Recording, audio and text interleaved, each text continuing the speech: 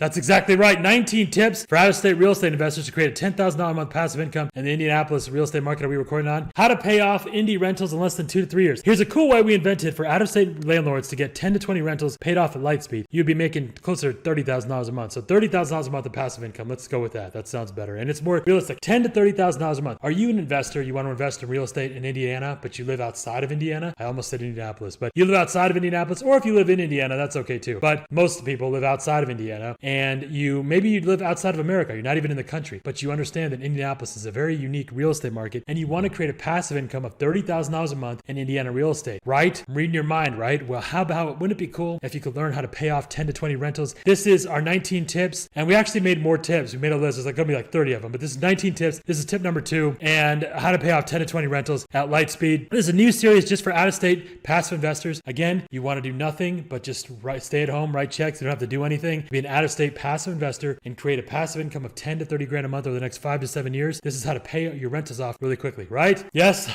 you say something? If you have a question, just go ahead and say. You don't need to raise your hand because the screen's in front of me though, so I'm probably not going to see it. So this is a new series. This all comes down to how to build your team. If you are a passive investor, the thing you have to realize is that you got to be able to build your team. And the reason why so many passive investors fail is because they don't understand that's the most important skill. Because if you're not going to be doing anything else, then you've got to be able to select your team. And we've given you plenty of resources, man, on how to pick your team better. We've got a lot of great feedback from people who go out. Just got another testimonial today. They're able to pick their team better by using our resources, using our questions, using our dialogue. We'll give it to you. I'll tell you what to say, whether you're in Indiana or anywhere else, to start building your team for passive investing, whether it's management of a business, management of a portfolio, like a stock, something like that, or management of real estate. It all comes down to your team. You want to have a specific income target and asset acquisition plan. This is super important, man. When we say 10 grand a month in passive income, 30 grand a month in passive income, 25 grand a month, you should have that target. Have a target like that and have a plan. How many assets do you need to acquire? How many houses do you need? This is all just recap from our last episodes. Passive versus active. What's the difference between a passive investor and an active investor? We were just talking about this. Passive investors or active investors have to understand lead generation, which is a huge secret. That might not sound like a big deal, but it really is a big deal. Because if you know that as a passive investor and you know that they need to do lead generation, go to the people you're working with, your team, and see how well they generate leads. By the way, go to bigria.com, click on 100 ways to find motivated sellers for free. Be the most epic, amazing marketing and lead generation strategies in real estate ever, anywhere. It's Google. Beat a bunch of LCs over there, but they had it at number 2 and number 3 most valuable website on motivated sellers. It's getting back up there. You can go there and check it out. That's the kind of lead gen that we do and we train people to do. But if you're working with a team, go check out their lead generation. The quality of their lead generation is going to determine what kind of deals they get and what kind of assets they're able to get you. So the difference between passive and active, an active investor is going to do lead generation, they're going to do lead conversion, and they're going to build their fan base, maintain their fan base. You're not going to do that as a passive investor, but you need to make sure that your team is doing that and they're very good at it. And time, the single most important question you'll ever ask yourself, how will I spend my time today? The single most important thing you do with your time, we're just talking about this, from a financial point of view, is to create passive income. You got to do that because that allows you to do everything else with your time. Every day people are like, oh, I want to do exactly what you guys are doing. You got to buy back your time to be able to live your dreams and do the things you want to do. Make the changes and the advancements of mankind that you want, man. This is the best time to be alive. Got to be nothing but grateful for it. And part of showing that gratitude, illustrate that gratitude by creating passive income. T3, team targets timeline, 30 grand a month goal in one sentence. You should be able to say that. All of our stuff is about creating a forever fund. That is an amount of money that creates, let's say you want to make 300 grand a year. You need $6 million at 5%. We use 5% as our base. 5% is pretty easy to get. So you need 6 million, make it 5%, or 3 million, make it 10%. 10% is a little bit harder. Let's say 5%. You should have this as a passive investor. If this is your first class going through, by the way, did we do the intro? I'm Awesome Mayo, rhymes with KO, bigria.com. Go there. This is the number 1 channel on YouTube for Indiana real estate. We're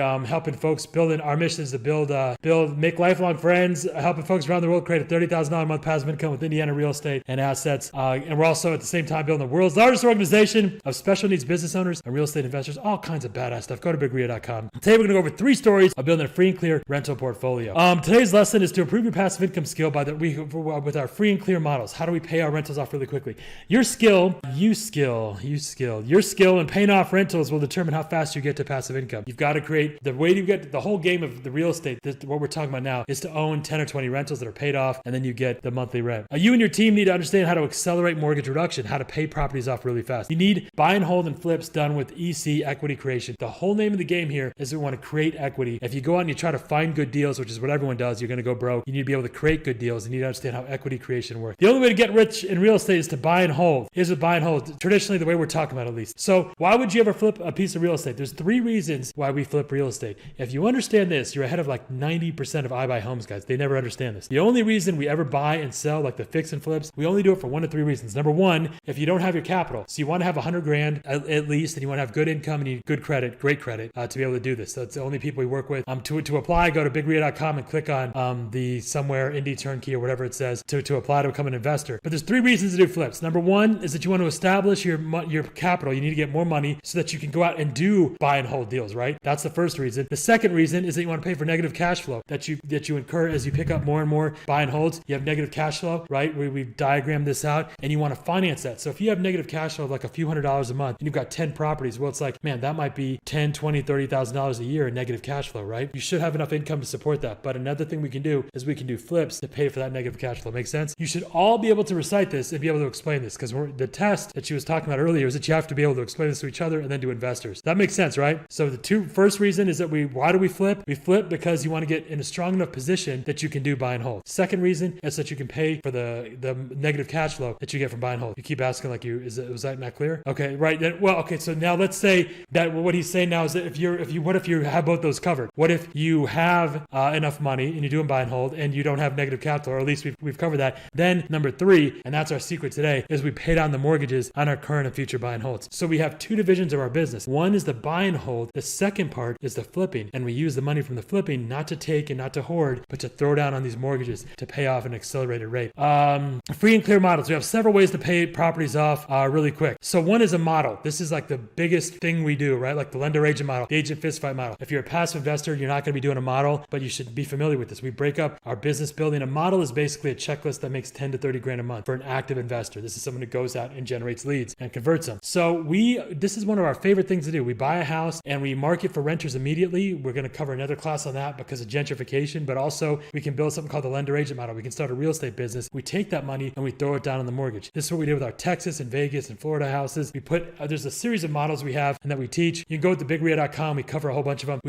We put a model in place and then we pay off that mortgage real quick. That's one way. The other way is transaction introduction. So if we take, this is what we were doing earlier. We do this quite a bit. We take, buyers or renters, people that are calling off that property, and introduce another transaction to them. For example, we have our new hero is doing this with iPhones and becoming an affiliate. So if you have hundreds of people that called on a property, and you could say, well, that property, you keep a good relationship with them, build that fan base, and you could send them a quick notice about when they do like the iPhone Next program or whatever, and you get paid a couple $100. It adds up to like thousands of dollars a month that you can add, and it changes the cap rate on properties. This is really, we won't talk much about that. The third thing, what we're talking about today, is flips. Now, there's a whole other thing about we were asking earlier about the velocity banking. I'm not going to get into all the way that we have a whole class we're going to do on that. I think we just decided to do that. If you're familiar with velocity banking, there's a lot of hype around it, but basically, for most cases, if you just take all the money you have at the end of the month, the extra cash flow, let's say you have $1,000 or $2,000 a month extra, just throw that down on your mortgage, and you'll have 80-90% of the effect of having velocity banking, which is when you borrow money on a credit card or something, you throw it down on your mortgage, and then you slowly pay off your credit card with all of your excess cash, because you take all your money from your paycheck and put it on your credit card. I won't get into it too much right now, but a lot of times, if you compare the math,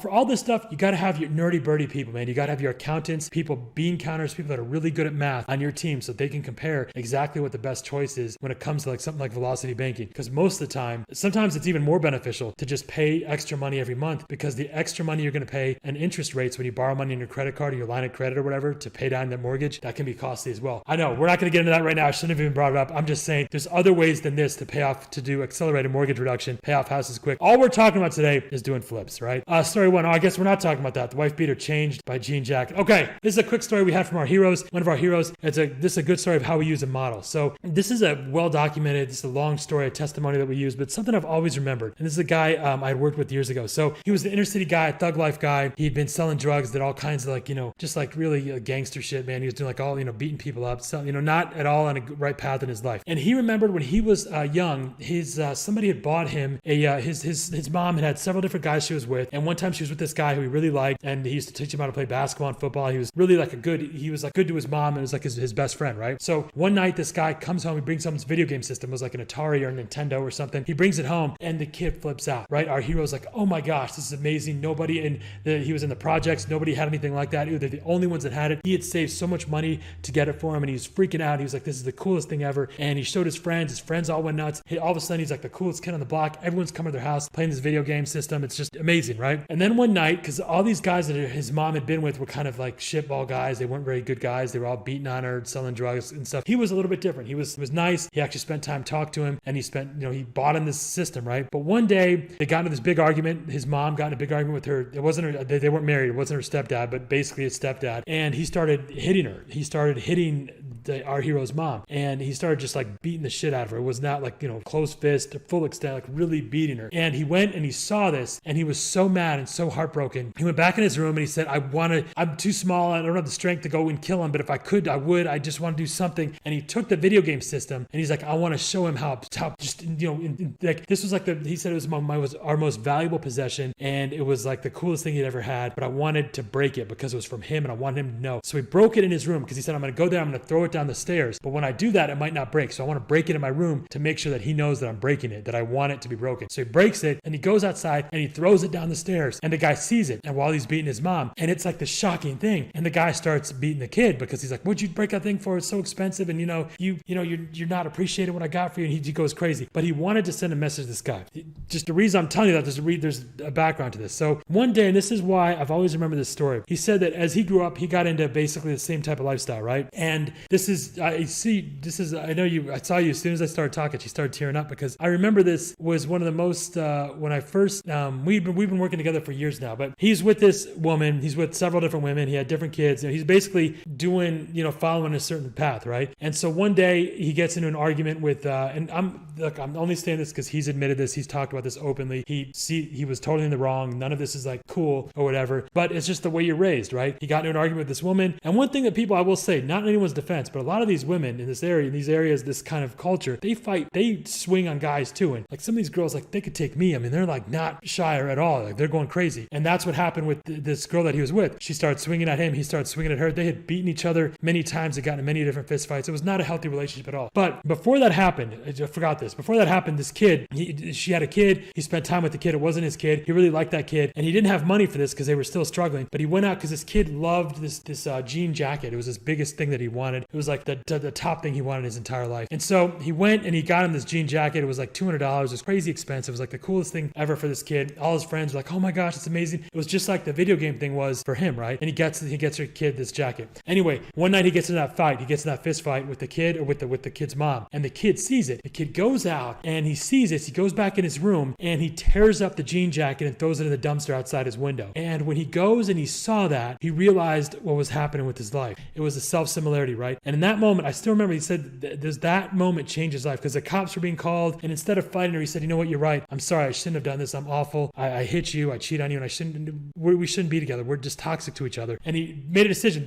Seeing that jean jacket totally changed his life, put him on a totally different path. So he goes out and decides to, because we'd been working together, he'd been in our world for a while. He goes out and he starts to decide to do two things. Number one, he's going to put the lender agent model in place, like we talked about. You can go through our other videos. I have a class on how to make $5,000 a week with signs, putting out signs. And in that example, I talk about him as one of our success stories, one of our case studies, one of our heroes. And he goes out and he starts buying, he has no money, no credit, right? But he goes out and he starts buying rental properties, basically on terms, on contract, doing master lease options. And to pay down those mortgages, he does a lender agent model, and he helps other sellers pay down their mortgages, and he becomes a partner, which we talk about how to become an equity partner with people if you can pay properties down. My point is this. First, it's really cool that one of the reasons I talk about this so much is because we're working with so many people in this category right now. It doesn't matter where you're starting out, even if you don't have $100,000, even if you're not ready to be a passive investor, if you're ready to change your life, if something like that happens to you, I say this all the time, you have to have a jean jacket moment, right? Wherever you're at in life that puts you on a correction. And even if you're starting from zero, if you understand this one thing right here that we just went over, how to put a model in place, how to get 10 to 30 grand a month, you can use that to throw down and put money down on these mortgages. So you can go out and buy $100,000, $200,000 house on terms, right? On like with a contract or something. But if you have 10, 15 grand a month coming in every month, you can take that and just throw it down on that mortgage. And before you know it, in less than a year, 18 months, 2 years, you can pay off that rental property. This case, the headline on his testimonial was he had in less than a year, he had 7 properties totally paid off, free and clear. He did it all with signs, and his net income was, I think it was like $15,000, $20,000 a month. From 0 to 15 grand a month in less than a year. No money, no credit to start with. And when he would work with the landlord, he would put the lender agent model in place, pay down their mortgage, and he would become a partner in that property. He'd do it with a few properties like an LLC. There's a lot of ways to do it. But the point here that I'm making with this, that you can use a model. So if you have no credit or anything, but you want to be a passive investor, you can still go put one of our models in place, use all that cash, and throw it down on a mortgage. So that's one of our, I've always remembered that story, and it was really cool.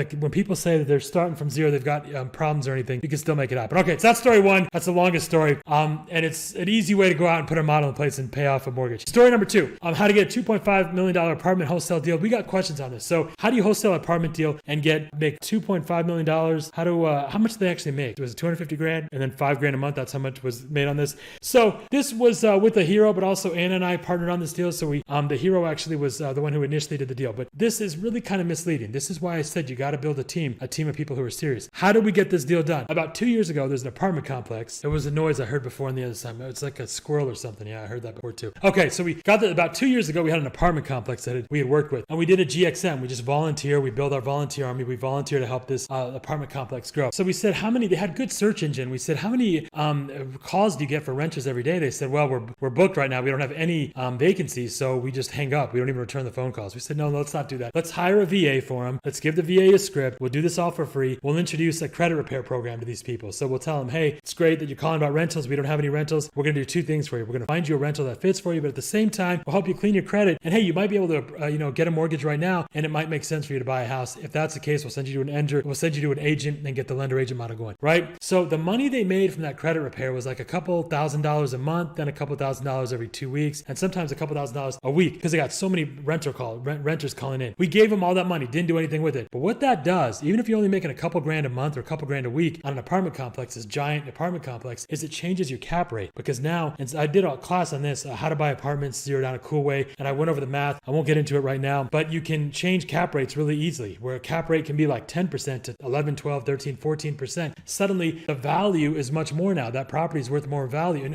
another thing you do is keep the cap rate the same, but it grows the value. Cap rate's like a PE ratio for a business, tells you how much, if you bought the capitalization rate, if you buy an apartment complex, or if you buy the property for like $1 million, what percentage of that would you make back your first year? And so if you're adding extra money that doesn't have anything to do with the core business, meaning credit repair or like iPhone stuff like we talked about earlier, you're increasing the value, right? So we did this 2 years ago, and they came back recently, and Anna used a voicemail in one of our deal dissection classes, which, by the way, you got to check out our deal dissection classes. Amazing stuff. Every time I go over stories like this, every time I say something like you can use a model to pay off a property and own 10 properties in 1 year, or you can do what I'm talking about right now and get a $250,000 assignment fee on a wholesale and get $5,000 a month or something like that. Whenever you always assume everything you hear. When I've been talking to a lot of you guys and asking you why you guys feel like, if you feel lost, you feel like you don't have as much direction in your business, it's because you're listening to LCs, man. You're not listening to the right people. And one of the first things to look at, I made a class on how to pick a great real estate mentor. Follow those questions, but always assume everything is BS, because especially with velocity banking, I've been doing that for years, and now it's like considered it's like a hot thing again. But a lot of times it only makes sense, like I said, just to put extra money and just put it down on the mortgage. That probably pays it off faster. I tell you the truth, right? And every time I go over an example, I'm never like, oh, here's the deal I did. Here's how I made money, because all that stuff, always assume that's BS. You should be able to point to someone else. If it's really an effective strategy, you should be able to point to someone else who's done it, because that proves not only that the viability of the concept, but that you have the skill in teaching it, that somebody can start from zero and follow those steps you're talking about and achieve a predictable result, right? Like having 10 rentals paid off. I love this stuff, man. I'm really into this. But here's what I'm saying about this apartment complex. That was 2 years ago. They came back and said, in the 40 years we've been doing this, it's a family business. Nobody's ever come and helped us like you guys did. We need to sell right now. Can you help us do that? So we thought, you know what? You could sell this property, but it's better to combine this with another property. Let's go buy this other apartment complex, combine that, and then move it to a bigger company that's acquiring complexes. This is in our deal dissection series, by the way. Anna has a whole series now. We're talking about this, the deal from beginning to end, how much money was made. Her cut was with the hero was about $250,000 in an assignment to this bigger company that bought this apartment complex and another one. And she's the residual is about $5,000 a month, I think, something like that. $5,000 a month, $250,000. All this. Check out the deal dissection series. It's amazing stuff. We talk about everything from A to Z on how deals come together. My point, though, is that we have just gone over first. I said a model, transaction, introduction, or flips. This is how we do mortgage reduction. I just went over that wife beater that changed by the jean jacket. That is someone who, first of all, the bigger story is that you can change your life no matter where you're at. I always use an excuse to use stories like his. I always brag about our heroes. I love his story, but specifically, if you go out and put a model in place, no matter where you're starting from, when you can go and make from zero, make 10, 20, 30 grand a month, you can use that as leverage, because the lender agent model doesn't have any equity, right? But if you apply the equity to a business or to real estate, you can quickly own properties free and clear. That's an example of a model. Now, the transaction introduction, that's an example of what I just said. You go to an apartment complex, they're just hanging up the phone on renters. You introduce another transaction like credit repair, like the iPhone stuff, and now you're going to increase the value. Anytime you increase the income of an asset, you increase the value. and then you can do all kinds of crazy stuff. But really the other point here is that your team needs to be doing GXMs. You need to be out there volunteering, because a deal like that, people say, well, how'd you make 250 grand on a deal? Well, the real secret is that we helped them 2 years ago and we did it for free. And that's what built that relationship and what nurtured it over the course of 2 years, all kinds of really cool stuff. You get what I'm saying? So that's an example of a model. That's an example of transaction introduction. Now let's talk about flips. Make the right choice. This is an easy one. If you want to be beautiful, you must make beautiful choices. Epictetus. This is just in general, we talk about this a lot, this kind of stuff. The reason people don't, if you want to have a beautiful income, if you want to have beautiful passive income, you have to make beautiful choices. You have to pick your team. You have to qualify people. You have to make decisions based on the future, based on, if I want to make 30 grand a month, you need to be asking yourself, what do I have one sentence with my forever fund? Do I know how many assets I need to get? Do I have a schedule of this stuff? Because you need to have that stuff. Make beautiful choices. Make awesome type choices. What the hell is that? Is that, okay, buy and hold, flips. Okay, this is like, okay, this is an example of schedule. Very, very cool. Okay, so here's how we do this. We went over a model. We went over a transaction introduction. We didn't go over a velocity banking example. We'll do that in the class where we talk about that, because that's like a hot topic. But this is just about doing flips. By doing real estate flips, remember there's two kinds of real estate. We do buy and hold, or we do flips. This is how we use flips to pay off our buy and holds. So we go out here, we start acquiring properties. We have a schedule. Let's say, for example, one of our heroes, we're doing $2 million a year. So we're buying, or no, $4 million a year. So we're buying 10 duplexes right now at $200,000 roughly. That's how much? $2 million. We're doing that every 6 months. So we're doing that 10 the first 6 months and then 10 the second 6 months. So we should own 20 duplexes by the end of the first year. Now, are they paid off? No, absolutely not, right? Because they're all in that first year. But let's just break that down. So property 1, property 2, property 3, property 4, property 5. This is why regularity is really what we value. So when we work with the hero, we sit down with them, we say, okay, in order for us to get the equity we need for our forever fund, for you to make 30 grand a month in 3 or 4 or 5 years, this is how many properties we need, how much equity we need, exactly what type of properties. Do we need single family? Do we need duplexes? I made a class where I talk about why we get duplexes, because we can get that 1% rent. Because if we get that 1% rent real quickly, we get 12% a year, and we can get about 75 to 80% or about 8%. Remember, we're betting on 5%. So if we can get 8%, that's even better. And it's going to require less equity, less properties for us to make our 20, 30 grand a month. By the way, when it comes at 10, 20, 30 grand a month, we on our team have gotten more people from 0 to 10, 20, 30 grand a month than any human beings on the planet. Any training, formal or informal. I'm only saying that to say we got this. Like, this is down to a science. So if we get this down here, if we put the acquisition schedule, we're doing this right now with the series of heroes, and all these are in the deal dissection series. Go through all of them. Brilliant stuff, man. We're going through everything from closing costs. It's like those shows, Flip This House or Flip That House, except we don't just say, oh, projected profit. We tell you exactly how much money is being made, how much it costs from every step of the deal. We're going to be continuing making videos on single deals for years. So you're going to see exactly how much money was made in the year 1, year 2. You're going to see, I'm saying everything I'm saying right now is well documented, and you can go out and you can check other classes out, and you're going to be able to see what happens on year 3 when we acquired 10 properties that first year or 20 properties that first year. Go check out our deal dissection series. Really great stuff. But this is the point here. We're getting property 1, property 2, property 3, property 4, property 5, right? So we're doing these buy and holds. We're not going to get the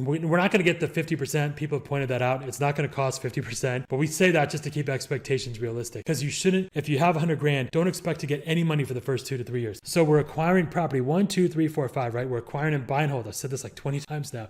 So this is the buy and hold now, on the buy and hold side. But at the very same time, we're doing flips, right? We're not doing them at the same schedule, at the same frequency, but we're doing them on the side. So we have 2 different businesses running. First, and this is what you have to have your team do the buy and hold, manage them, but I also need a team that's going to go out and find me flips, because I need to do those flips to pay off these properties. So we take the property 1 and we throw down all our money on that property. Now there are some exceptions. Maybe on property 3, we got kind of a not so great deal. We got, the lender was kind of weird, and we've had situations like this. One of these properties is like insanely more expensive than the others. In that case, let's do something about that. Let's refinance it, or let's put our money towards that, or whatever. But normally we start with property 1 and we take all the money we're making from our flips and we just throw that down on property 1. So if we're making, let's say 20 grand per flip and we owe $200,000 on that property, once we do our first flip, we take that 20 grand, we just throw it right down in that mortgage. Now we owe 180,000, and then we do it again, we owe 160. You see, you can do that math, right? So this is how we start paying these down at an accelerated rate. We can say, for example, just like we have a schedule for our acquisition of the buy and hold, we have a schedule for our flipping. Yes. So we can say we should be able to flip 1 house per quarter, 2 houses per quarter at $20,000, $40,000. That means, and $40,000, if we're doing 2 or 3 sessions like that, if we have a house that's a $150,000 house, we need to go through 3 cycles like that, 3 quarters, right? Or if on the 4th quarter, we should be able to pay off our property. This is how, when we sit down, we can say, over the next year, here's what's going to happen. We're going to pick up 10 properties and we're going to pay off 1.2. We're going to pay off the first property and then 20% 10% on that second property just based on the flips like this. You get what I'm saying? That way, as soon as you hear from your team, two things are clear. Number one, this is exactly where our schedule is on the buy and hold. Here's what we're doing. And then here's our schedule on the flips, by the way. You want to apply to become an investor, by the way, go to bigria.com. And I was saying this, even if we never work together, go get your team to perform like this, because this is what's going to accelerate that payoff really quickly. And you're going to be able to bring those mortgage payments down. Now, this is what we call the side flip. You know, beautiful, awesome, guts to have his side piece business. I knew you were putting something like that down. Okay, so the point here is that we do have to have a side, so we call it the side flip. So we have our buy and hold going on, and then we have our side business, our side flips going on the side there to pay this property one off first, okay? So now what happens after we pay off property one? Now the real magic happens, because so far it's like, okay, that sounds pretty cool, and I could just go from property one, then on to property two, but no, there's a little bit of magic we have there. So there's free and clear models, there's 3 line of credit self-serves. So because now we can go, once we have property one paid off, we go and we can get a line of credit. So if it's a $200,000 property and it's paid off, let's go and get a line of credit on that property, right? Now, we were talking earlier, see back in here about the line of credit, when we talk about velocity banking, the difference is he back in here? Okay, he's over there. Okay, so line of credit, this, what's the difference between a line of credit and a mortgage, right? The line of credit is like a credit card on the property. So you go to the bank and you basically say, if it's a $200,000 property, you get $180,000 or $160,000 or whatever. And now that's like a credit card. So you don't pay anything if you don't use the $160,000. It's like a credit card. But the moment you use it, the moment you write that check, you pay, but you only pay interest on what you use, right? So there's a couple self-serves we have here. Number one is that now that we have that property paid off, we can use that line of credit to do flips, get a line of credit against that property, and we can do flips with that money. Now, maybe that makes sense. Maybe it doesn't. We have to look at the cost and the cash available. That's one option we have. Number two is that we can use that line of credit to pay off property number two. We can take, let's say both properties are $200,000. We have a deal dissection on this as well happening right now, where you're going to see we bought 7 properties at $200,000, all right around $200,000. We paid off half of that first mortgage in the first 60 days, 90 days by doing the side flips that I was talking about. This is, I don't know if this was Brandon or one of our deals that we give them names. B's are for buy and holds, F's are for flips. And how grateful, every time I say that, I'm just grateful, because we used to call them by street names. We've got so many deals on the same streets that we have to give them different names. And this is a cool way for us to acknowledge, like to distinguish the buy and hold or flip. So anytime you hear a deal that's an F, that's a flip, that's a side flip, right? Anytime you hear a deal that's a B, it's because it's a buy and hold. But we have one right now. We paid off on the $200,000 mortgage. We did 2 flips or 3 flips, paid off about half that mortgage in the first 30, 60, 90, less than 90 days. I think it was 60 days, something like that. And so then I think we're in the middle of the next one where we're about to pay it off, and that'll be paid off. And then that's another group of deals. But on the first group of deals, we took a line of credit on that first property. It was like $240,000. We get a line of credit, and then we pay off that set property number 2. Who can tell me, why do we pay off or throw all that money down on property number 2? Don't answer, because you already know the answer. Who can tell me, besides him, who can tell me why we would need that? Why we would pay that mortgage off? Do you understand the question? So we have a property. We have 5 properties, right? We pay off one property, then we get a line of credit, and instead of doing flips with it, we're going to take that line of credit from property 1, and we're going to pay off property 2 with that, or at least pay down the mortgage as much as we can on property 2. Why would we do that? Anybody? No, you don't have to. Yeah, just say it. Okay. Well, okay, maybe it's cheaper, but that's okay. That might be one reason. What's the main reason though? The bigger reason than that. The bigger reason than that. Yes. Okay, there we go. Got it? Everyone get that? Were you guys able to pick that up? So the reason we're doing that is because of what we talked about earlier. It's like a credit card, right? Because if you take a mortgage, if the mortgage is $200,000 and we do 2 flips for, like, let's say you've got $50,000 or whatever, and we throw that $50,000 down, the payment is not going to be as changed as much as it would be if it was a line of credit. If we have a line of credit for $200,000 and we throw $50,000, we see a difference in that payment immediately. On the next payment cycle, we're going to have a lower payment. So it allows us to have a higher cash flow. Does that make sense? That's why we do this. That's why we first we can do a line of credit to do flips. The second reason is we can take that line of credit on property 1 and pay off property 2, or at least pay it down as much as we can. And then we start just throwing down money on property 2. Make sense? And we start to pay it off as quickly as we can. And then we go back, we do the same thing with property 1. Property 1. Now we pay off our line of credit. But every time we do that, our monthly payment gets lower and lower. You get what I'm saying? We don't have to refinance to get our payment down. And number 3 is we use a line of credit for a high bid. We do flips and we do payoff. Depending on, we got to get our math, because the numbers, we got to get someone who can do the numbers that make sense. Story 3, 200,000 duplex paid off in 120 days. Okay, this was the second one I said. Okay, so it was 60 days and 60 days. All right, so I just talked about this. This was story 3, where we took that duplex, we did a couple flips, we paid it off. The deal dissection, I don't think the first one we did was when we were paying it off. We just dropped 25 or 30 grand. And now the next one, you guys are going to see the exact mortgage payoff, because they did pay it off then officially, right? So you're going to see the mortgage payoff. You're going to see it was, I think, a total of 5 or 6 flips total to pay off that $200,000 mortgage. 2 of the flips were like over 100 grand. You guys have seen seen that.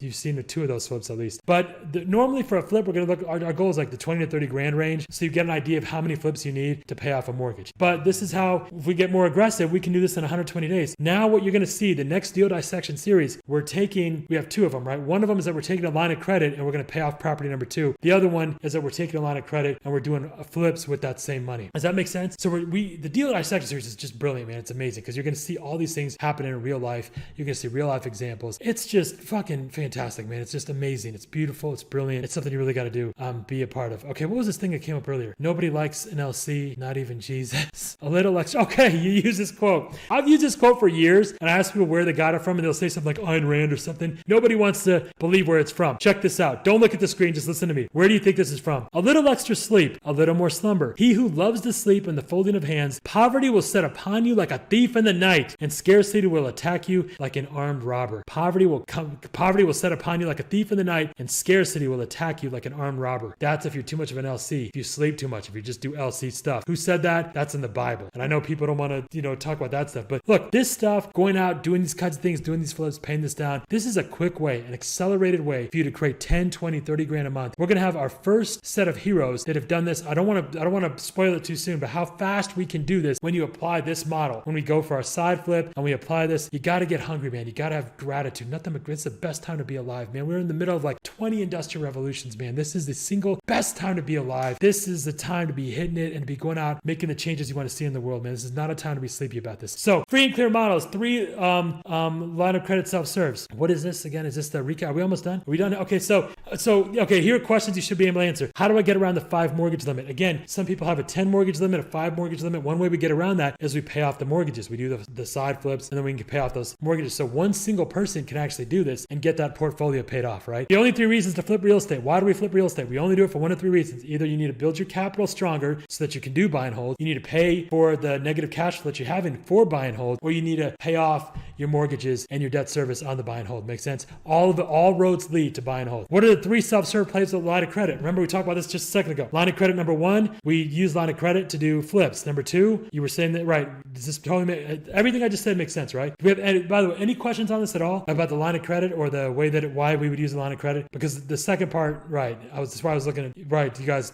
right? So we use the line of credit from property 1 to pay off property 2, right? And now we don't owe anything on property 2, or we owe like a little bit because if they're both $200,000 properties, we pay 160 grand on property 2. Property 2 now we owe like 40 grand on it, right? Or like 30 grand or whatever, right? But now we have the line of credit on property 1. But when we make that payment, that first month of $20,000, that first flip, like $20,000, $30,000, immediately that mortgage, that balance on that line of credit goes down and our monthly payment goes down. So now our cash flow doesn't suffer as much and we're able to see an immediate difference, which we would not see if it was a mortgage. You get what I'm saying? Or we wouldn't see it as dramatically. You follow? So that's the reason we use the line of credit from 1 to pay off number 2, right? So that's and then number 3 way of using the line of credit is some hybrid of doing both of those things, doing flips and paying properties off. When we go to the deal dissection series, it'll be more obvious because you'll see a real life example of it. But just so you understand the concept, then we see it in action and now you get it and then you can go out and do it. Multiple ways to pay off high yield rentals in 2 to 3 years. How do we get 1-2% houses and pay them off in 2 to 3 years? And even quicker than that, we accelerate that by having a side flip business going, right? Just like beautiful, awesome likes. What is the difference between paying down a mortgage versus paying off a line of credit? We just talked about this. It immediately changes your monthly payment. What are 3 mortgage payoff accelerators from the free and clear models? 1 we talked about, which is doing a model, which if you're a passive investor, you're not doing. The second was what we talked about was introducing a transaction like credit repair, something like that. The other one we talked about like Velocity Bank, and there's a lot of other ones, but those are the first 2. And the third one is the flips, right? What are 3 mortgage payoff accelerators? Okay, we just covered that. Can you explain the asset acquisition plan with the equity LP goals to your neighbor or to a child? Okay, so this is what we're going to do right now. We're going to take, if you guys taken the numbers out there, so these are different numbers with how much somebody says they want to make. And then we have different assets. So if somebody says that they don't have, what if somebody doesn't have cash, but they have good credit? What if somebody has good credit, but they have bad credit, but they have cash, or they have terrible credit and they have good credit and no cash or whatever, different examples. And then each of those, the number beneath it is how much they want to make a month. They want to make 10 grand a month, 20 grand a month. So what you're going to figure out now is we start with the forever fund. We assume 5%, figure out what that asset acquisition plan plan is, right? How many assets I need to acquire every quarter or every year, right? And then the equity, because remember, when it comes down to equity, you have liquidity and productivity. With real estate, we're not gonna have to worry about the liquidity because real estate sells pretty fast, right? But it's a productivity. How much is that real estate gonna yield? If we go to A areas, we're gonna have a much lower yield. If we go to B areas, B and C areas, we're gonna have a higher yield. We want to be right in that price range of 1%. So what you're gonna do is come up with a plan with each of these imaginary people, these imaginary scenarios, come up with a plan and then share it with your neighbor. That's gonna be our test in a second. Don't get sidetracked. To see and listen to the wicked is already the beginning of wickedness. Confucius, wheresoever you go with all your heart. Guys, this is not difficult to do. This is not something that takes a lot of, skill. We've done everything for you. Going through this series, this is tip number 2. Going through this series will get you better at not just becoming an investor and a business person, but make you better at becoming a passive investor and a contributor to society. The whole point here is to see the ladders, climb the ladders, and then help others climb those ladders as well. One of the reasons people, especially when they see our operation, like, why are you even working with investors? You don't need that. That's true. We've got money and we can do these deals, but it is helping us build our special needs category, our group right now of buy and holds, and our real estate group with the stuff that they're doing. But it also is important to keep doing this, to help people. When you have something figured out and you're obsessed and you do it better than anybody else, you should help other people achieve to realize fruits from that labor. Finally, this is a real quick thing. Voltaire, this is a great quote here. The spirit of property doubles a man's strength. I've been using this quote for years. One thing I haven't done is giving you guys a full context. So check this out. This is from Voltaire. I'm going to read this excerpt to you. This is when he's talking, basically convincing people about, I know there's this whole thing about capitalism, and yes, there's ways that people are not using it correctly. Wall Street's a bunch of dickheads. There's a whole bunch of LCs and people not doing things correctly. But this was when he was arguing basically the system of, there's feudalism and medieval times and Middle Ages, like all kinds of different approaches that we've had. But this is his description of basically capitalism, what we call modern capitalism, how it's supposed to work, right? Check this excerpt out. It answers so many things that people like in our society or public discourse, whatever we're talking about. Check this out. Here we go. Voltaire. I said all this and then he stole it from me. In order to its being the most beneficial system for the throne, he's talking about the system here. It must be that which produces the most considerable revenue and the most numerous and powerful army. We must inquire, therefore, whether this principle or plan tends clearly to increase commerce and population. That should be the goal of everything, right? At least with everything economics. It is certain that the possessor of an estate will cultivate his own inheritance better than that of another. The spirit of property doubles a man's strength. He labors for himself and his family both with more vigor and pleasure than he would for a master. The slave, who is in the power of another, has but little inclination for marriage. He often shudders even at the thought of producing slaves like himself, having kids. Why would you? His industry is damped, his soul is brutalized, and his strength is never exercised in its full energy and elasticity. By the way, this is part of the excerpt we use for some of our heroes that we've tried to get out of basically legalized slavery overseas. And this is exactly, it's better for everyone, including the people who are enslaving them. The possessor of property, on the contrary, desires a wife to share his happiness and children to assist in his labors. His wife and children constitute his wealth. The estate of such a cultivator, under the hands of an active and willing family, may become 10 times more productive than it was before. This is what you can do when you own stuff, when you take advantage of being in equity, being an active participant in equity, and creating generational wealth. Just by knowing that your family is involved, and when they understand it, you can take the same thing and make it worth 10 times more just because of the way you're looking at it. Just amazing stuff. The general commerce will be increased. The treasure of the prince will accumulate. The country will supply more soldiers. It is clear, therefore, that the system is beneficial to the prince. Poland would be thrice as populous and wealthy as it is present if the peasants were not slaves. Nor is the system less beneficial to the great landlords, right? Everyone benefits when you go out and do things correctly. I know when we talk about sometimes, especially, I'm around teachers all day, right? So when we talk about making 30, 40, 50, 100 grand a month, sometimes people shudder at that. Like, oh my gosh. But everyone is better off when you get out and create passive income and you build wealth and you build generational wealth. Everyone is better off. All kinds of amazing things happen. Guys, hopefully that makes sense. That's how you pay off your rentals in 2 to 3 years. That was tip number 2. We're only on tip number 2. This is great stuff, man. I really hope you're taking away from it. If you have any questions at all, love@bigria.com. Also, text to Anna. Her number's on 317-969-5619. We'll take care of everything you need. You guys, is that left any no? Thought you had a question. Okay, guys, thank you so much. That's how you create 30 grand a month of passive income in Indiana real estate. Go to bigria.com. Do it now. I love you.